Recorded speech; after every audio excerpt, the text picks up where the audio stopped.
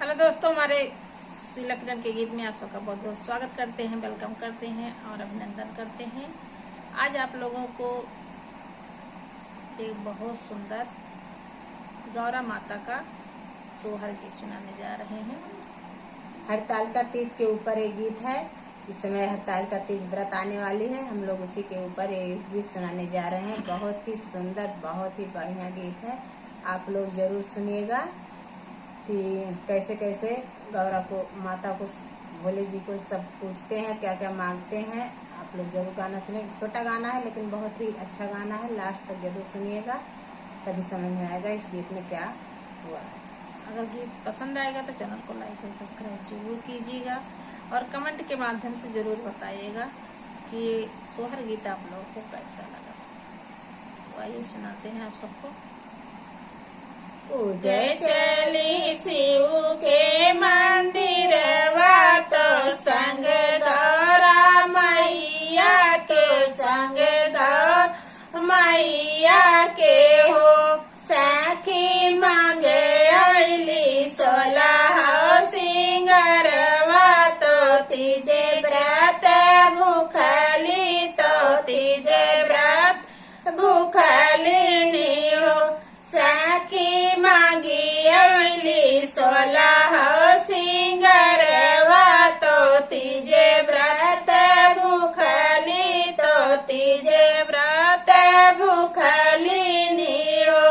पूजे चली शिव के मंदिरवा तो संग गौरा मैया के संग गौरा मैया के हो सखी मांगी अली 16 सिंगरवा तो तीजी के व्रत भूखली तो तीजी व्रत भूखली हो।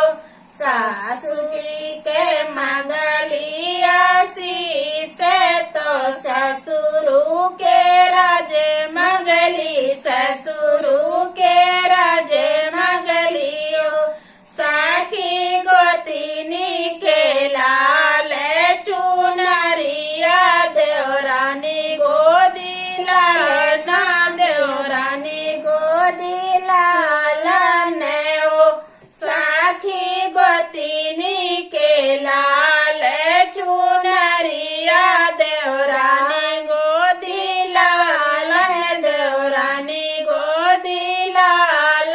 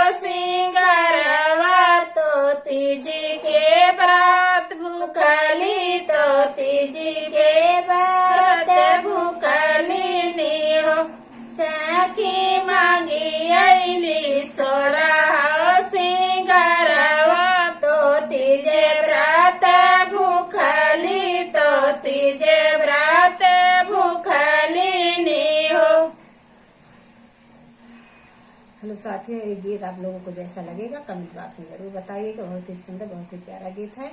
फिर मिलेंगे अगले गाने के साथ, तब तक के लिए।